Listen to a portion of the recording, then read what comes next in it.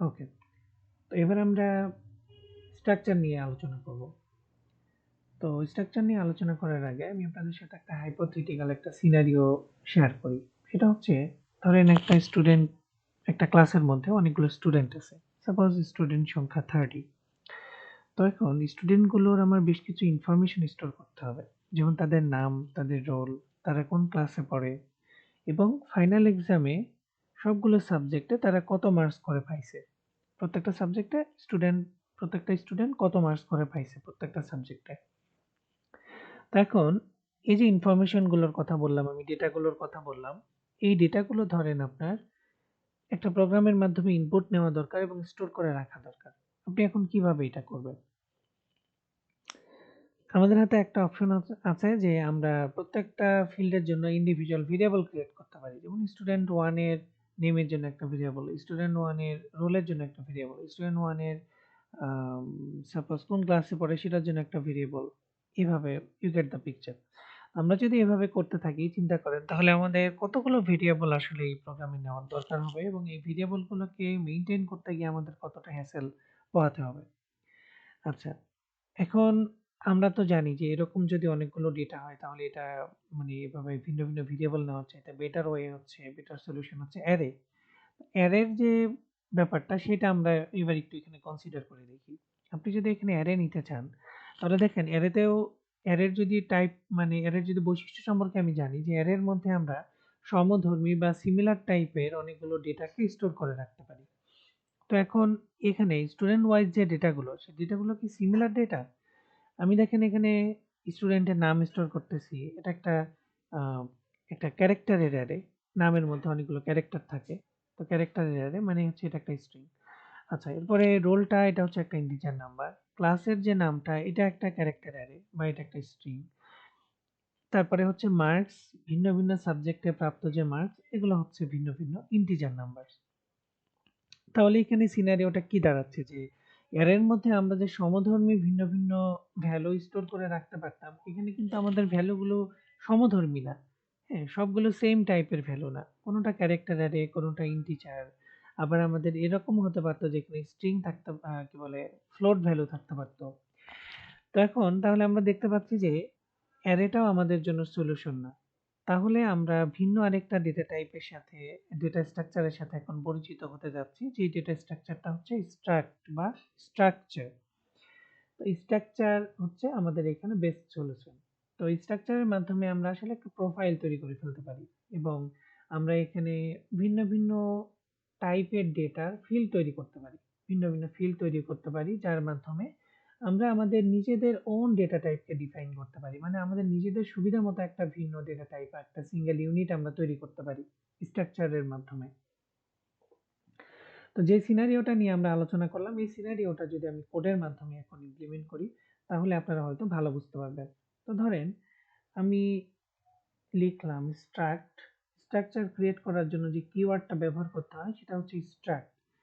আচ্ছা, এখন এই যে আমি এটার মধ্যে নেম রাখলাম, রোল রাখলাম, তারপরে ক্লাস, মার্কস 1, মার্কস 2, মার্কস 3, এভাবে যতগুলো আপনি চান, এগুলোর যে একটা কম্বিনেশন। তো এই যে ফরম্যাটটাকে বা এই যে সেটআপটাকে, এই সেটআপটার আমি একটা নাম দিতে যাচ্ছি। তাই সেটআপটার নাম ধরেন আমি দিলাম যে স্টুডেন্ট ইনফো।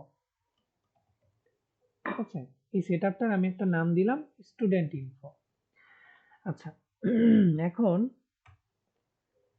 আমি আমার ফিল্ড গুলো ক্রিয়েট করি। Character, pointer, name. আচ্ছা, এইখানে একটা ভিন্ন কনসেপ্ট চলে আসছে 5 নাম্বার লাইনে, যে আমি আসলে এখানে একটা একটা একটা ক্যারেক্টার ডেটা টাইপের একটা পয়েন্টার নিলাম, যেটার কাজ হচ্ছে, নেম হচ্ছে একটা পয়েন্টার ভেরিয়েবল, যার কাজ হচ্ছে যে একটা নির্দিষ্ট মেমোরি লোকেশনকে পয়েন্ট করা। হ্যাঁ, যে মেমোরি লোকেশনে আমি একটা ক্যারেক্টার স্টোর করে রাখছি। আচ্ছা, তো এখন আম, আমি যে আপনাদের বইটা দিছি, ওই বইটাতে আপনারা একটা চ্যাপ্টার একটু দেখতে পারেন। ওই চ্যাপ্টারটা দেখলে আপনাদের এই কনসেপ্টটা ক্লিয়ার হবে। সেটা হচ্ছে যে অ্যারেজ অ্যান্ড পয়েন্টার্স, চ্যাপ্টার 25। এই চ্যাপ্টারটা যদি একটু দেখেন, তাহলে এই ব্যাপারটা আপনারা ক্লিয়ারলি বুঝতে পারবেন যে এখানে আসলে কি কাজ হচ্ছে। তো আমরা যখন কোন একটা অ্যারে নিই, সাপোজ ইন্টিজার এ আমরা ব্র্যাকেটে লিখলাম 10, মানে এ এর মধ্যে 10টা এলিমেন্ট থাকতে পারে। তো এই যে এ নামটা, এই এ নামটা যদি আমি ইন্ডিভিজুয়ালি নামটাকে যদি আলাদা করে ফেলি, তাহলে এ নামটা আসলে কাকে পয়েন্ট করতেছে জানেন? এই যে 10টা এলিমেন্টের মধ্যে প্রথম যে এলিমেন্টটা, এই প্রথম এলিমেন্টটার মেমরি লোকেশনটাকে এ পয়েন্ট করতেছে। তো এটা আবার আলাদা একটা ডিফারেন্ট একটা কনসেপ্ট এবং ডিফারেন্ট একটা টপিক। এটা নিয়ে আলোচনা করতে গেলে আবার মোটামুটি দেখা যাচ্ছে যে আধা ঘন্টা ধরে এটা নিয়ে কথা বলা যাবে, কারণ এটা নিয়ে হিউজ আলাপ আলোচনা আছে আসলে। আপনারা যদি চ্যাপ্টার 25 এর অ্যারেজ এন্ড পয়েন্টার্স এইটা একটু দেখেন, তাহলে আপনারা ওই জায়গাটা ভালোভাবে বুঝতে পারবেন যে আমি যে কনসেপ্টটা আপনাদেরকে রেফার করতেছি ওই কনসেপ্টটা ভালোভাবে বুঝতে পারবেন। এখন আপনাদের বোঝার জন্য এতটুকু আমি বলে রাখি যে আমি এখানে একটা ক্যারেক্টার টাইপের একটা পয়েন্টার নিছি। এটার আবার উদ্দেশ্য হচ্ছে যে পরবর্তীতে আমি এই পয়েন্টারটার মধ্যে একটা নাম স্টোর করে রাখবো। তো যেটা হবে, নেম নামক যে পয়েন্টারটা, এটা পয়েন্ট করতেছে আমার এই নেম নামক যে আমার পয়েন্টারটা আছে, এই পয়েন্টারটা পয়েন্ট করতেছে একটা নির্দিষ্ট একটা ক্যারেক্টারকে। ওই ক্যারেক্টার থেকে শুরু করে পরবর্তী যে ক্যারেক্টার গুলো, সেই ক্যারেক্টার গুলোকেও আমি এর মধ্যে স্টোর করে রাখার ব্যবস্থা করতে পারবো। এটা নিয়ে আপনারা একটু চ্যাপ্টার 25টা দেখতে পারেন, তাহলে আপনারা ক্লিয়ার হবে। আচ্ছা, তো এরপরে আমি অন্যান্য যে ফিল্ড গুলো, সেই ফিল্ড গুলো এবার একটু আমি নিয়ে নিই। ইন্টিজার টাইপের আমি একটা নিলাম রোল। এটা আসলে আমাদের ঝামেলা করার কেন দরকার হচ্ছে জানেন? কারণ সি প্রোগ্রামিং এ আমার স্ট্রিং ডেটা টাইপের কোনো কিছু অ্যাভেলেবল না, যেটার মধ্যে আমি ডিরেক্ট কোনো একটা স্ট্রিং কে ইনপুট নিতে পারি। এটা যেহেতু অ্যাভেলেবল না, সুতরাং আমাদের এরকম মানে ভিন্ন ভিন্ন ওয়ে মেইনটেইন করতে হয় ওই কাজটাকে করার জন্য। যেমন আমি ইন্টিজার ডেটা ডিরেক্টলি স্টোর করতে পারি। ইন্টিজারের জন্য আমার ডেটা টাইপ আছে ইন্ট, ইন্টিজার ডেটা টাইপ আছে ইন্টিজার ভ্যালু স্টোর করার জন্য। সো আমি ডিরেক্ট এখানে ইন্ট রোল লিখতে পারছি, আমি কিন্তু এটার জন্য কোনো পয়েন্টারকে ব্যবহার করি নাই।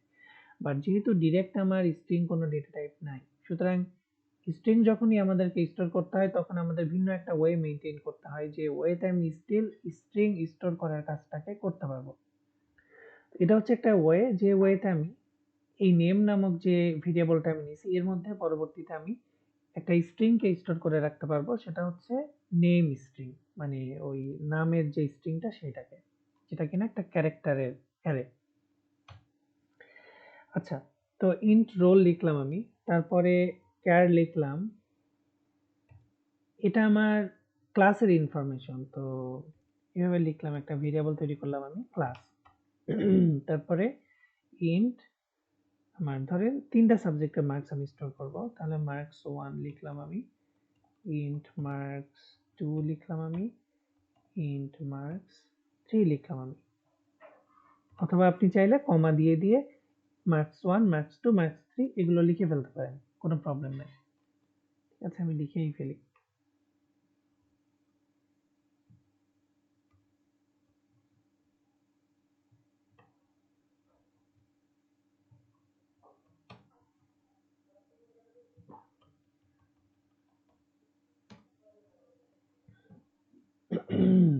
আচ্ছা, তো ঠিক আছে, তাহলে আমরা এখন পরবর্তীতে প্রতিটা স্টুডেন্টের জন্য একটা করে ভেরিয়েবল ক্রিয়েট করতে পারবো। যে সাপোজ স্টুডেন্ট 1, ওর জন্য একটা ভেরিয়েবল যদি আমি ক্রিয়েট করি, তো সেই ভেরিয়েবলটা কি টাইপের হবে? স্ট্রাক্ট স্টুডেন্ট ইনফো টাইপের একটা ভেরিয়েবল। তো পরবর্তীতে ওই ভেরিয়েবলটার মধ্যে আমি এই ফিল্ড গুলোর এগেইনস্টে ভ্যালু স্টোর করতে পারবো, যেমন নেমের জন্য ভ্যালু স্টোর করতে পারবো, রোলের জন্য ভ্যালু স্টোর করতে পারবো, ক্লাসের জন্য মার্কস 1, মার্কস 2, মার্কস 3 এগুলোর জন্য আমি ভিন্ন ভিন্ন ভ্যালু স্টোর করে রাখতে পারবো এই ভেরিয়েবলটার মধ্যে। তো সেটা কি হবে? আমার স্টুডেন্ট 1 এর প্রোফাইল হবে, আর স্টুডেন্ট 2 এর জন্য যে ভেরিয়েবলটা আমি নিব সেটা স্টুডেন্ট 2 এর প্রোফাইল হবে, এন্ড সো অন। আচ্ছা, তাহলে আমি একটা ভেরিয়েবল ক্রিয়েট করি এখানে, স্ট্রাক্ট, আমার এটার এটাকে আমরা স্ট্রাকচার ট্যাগ বলে থাকি। তো এটা হচ্ছে স্ট্রাকচার ট্যাগটা হচ্ছে স্টুডেন্ট ইনফো, সেই টাইপের একটা আমি ভেরিয়েবল ক্রিয়েট করব, যেটা ধরেন st1 বা স্টুডেন্ট 1 একটা আমি তৈরি করলাম। আপনারা চাইলে আরো তৈরি করতে পারেন, কমা দিয়ে দিয়ে st1, st2, st3 এভাবে যে কয়টা স্টুডেন্ট প্রয়োজন আপনি চাইলে তৈরি করতে পারেন। ওই কয়টা স্টুডেন্টের জন্য ভিন্ন ভিন্ন ভেরিয়েবল তৈরি করতে পারেন। এখন দেখেন, আমি st1 এর রেফারেন্স দিয়ে আমি নামকে অ্যাক্সেস করব, রোলকে অ্যাক্সেস করব, ক্লাসকে অ্যাক্সেস করব, মার্কস 1, মার্কস 2, মার্কস 3 এগুলোকে অ্যাক্সেস করব। তাহলে আমি লিখলাম যে st1 ডট নেম। তো বলতেছিলাম কি যে এটার মধ্যে আমি পরবর্তীতে ক্যারেক্টার অ্যারে বা আমি একটা স্ট্রিংকে স্টোর করে রাখতে পারবো। তাহলে আমি এখানে লিখলাম যে জন ডো,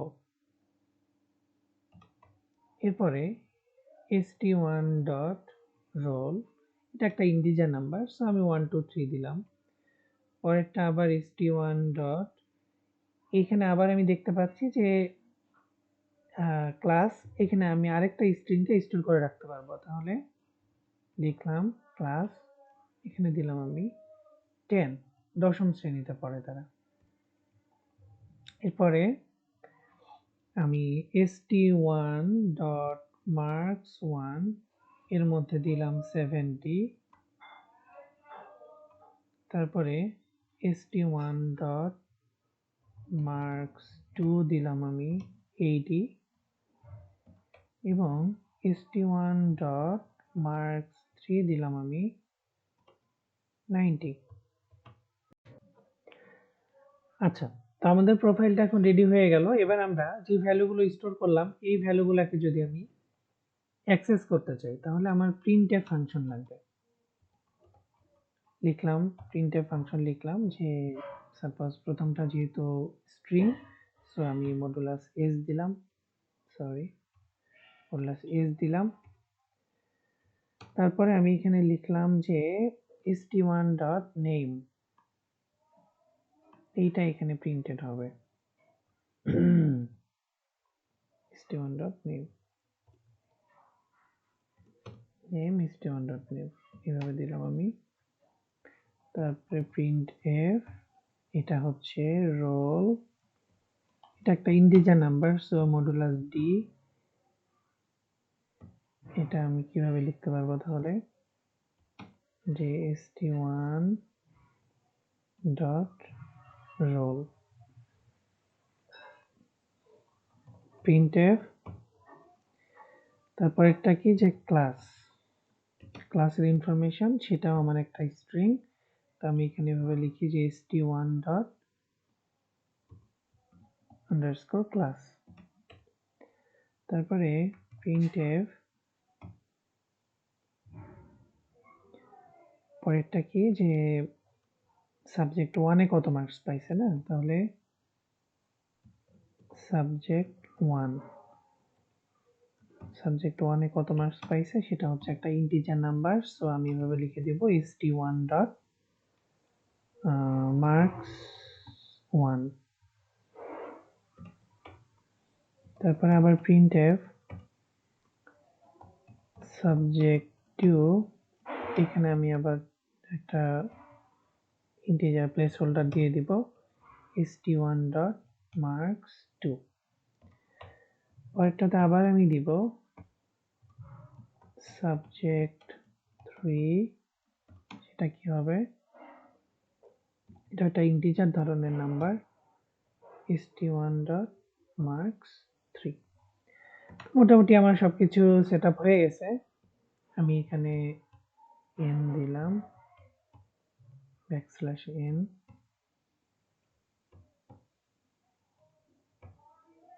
n। আচ্ছা, এবার আমি একটু দেখি যে স্টুডেন্ট 1 এর জন্য যে ইনফরমেশন গুলাকে আমি স্টোর করলাম সেই ইনফরমেশন গুলাকে আমি দেখতে পাচ্ছি কিনা। আচ্ছা, নেম দেখাচ্ছে জন ডো, রোল দেখাচ্ছে 1 2 3, ক্লাস 10, সাবজেক্ট 1 এ 70, সাবজেক্ট 2 তে 80, সাবজেক্ট 3 তে 90। এটা হচ্ছে স্ট্রাকচারের একটা কোড আমরা দেখে ফেললাম যে কিভাবে একটা স্ট্রাকচার তৈরি করে আমি ভিন্ন ভিন্ন স্টুডেন্টের জন্য ভিন্ন ভিন্ন ডেটা ফিল্ডে, ভিন্ন ভিন্ন ডেটা টাইপের ফিল্ডে আমরা ইনফরমেশন স্টোর করে রাখতে পারি, ডেটা স্টোর করে রাখতে পারি।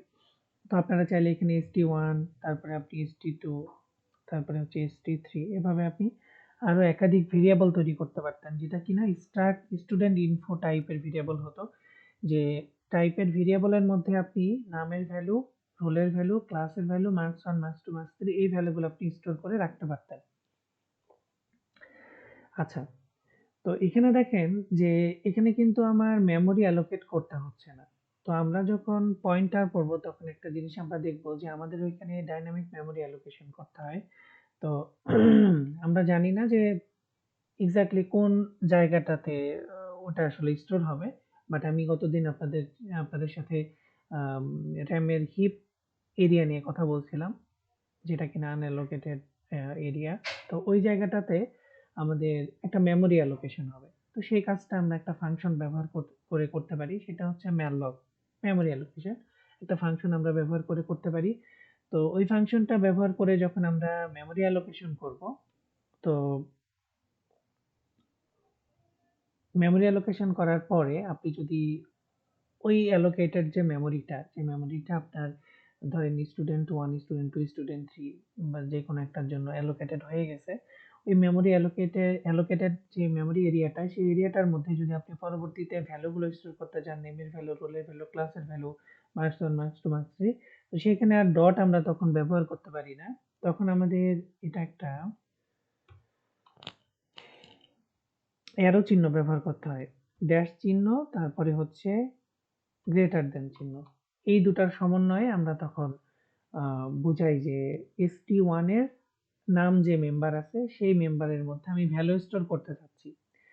এক্ষেত্রে আরো একটা জিনিস ইম্পর্টেন্ট, যে ধরেন আমি যদি ST1 এর মধ্যে যদি আমি কোনো একটা মেমোরি অ্যালোকেশন করি, বা ST1 কে যদি আমি ম্যালক ব্যবহার করি, ST1 নামক যে ভেরিয়েবল আমার আছে স্টুডেন্ট 1, এটা যদি আমি কোনো একটা এটার দ্বারা যদি আমি কোনো একটা মেমোরি লোকেশনকে পয়েন্ট করি, তাহলে এটা কিন্তু একটা পয়েন্টার ধরনের ভেরিয়েবল হতে হবে।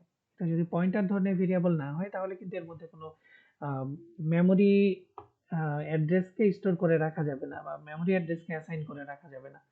তো এটা একটা ডিফারেন্স আপনারা পরবর্তীতে দেখবেন, যে আমরা পরবর্তীতে যখন লিংক লিস্ট নিয়ে কাজ করতেছি, তখন দেখবেন যে আমাদের আসলে প্রত্যেকটা নোডের ক্ষেত্রে আমার একটা পয়েন্টার আছে এবং একটা ডেটা আছে। পয়েন্টারটা পয়েন্ট করতেছে নেক্সট নোডকে, বা ডাবলি লিংক লিস্টের কথা যদি আমি বলি, প্রিভিয়াস নোডকেও আসলে পয়েন্ট করতেছে। এবং ডেটা যে সেকশনটা, ওটার মধ্যে একটা ডেটা স্টোর হয়ে থাকতেছে। তো সেটা নিয়ে আমরা তাহলে পরবর্তীতে দেখব। আপাতত আপনারা এই জিনিসটা যদি বুঝে থাকেন, স্ট্রাকচারের কনসেপ্টটা এবং পয়েন্টারের কনসেপ্টটা, তাহলে পরবর্তী স্টেপে আমরা এখন লিংক লিস্ট নিয়ে আলোচনা করতে পারি, যেখানে আমরা সিঙ্গলি লিংক লিস্ট দিয়ে শুরু করব, এবং তারপরে আমি আপনাদেরকে দেখাবো যে ডাবলি লিংক লিস্ট এবং সার্কুলার লিংক লিস্টের ক্ষেত্রে চেঞ্জটা এক্স্যাক্টলি কোন জায়গাটাতে হচ্ছে।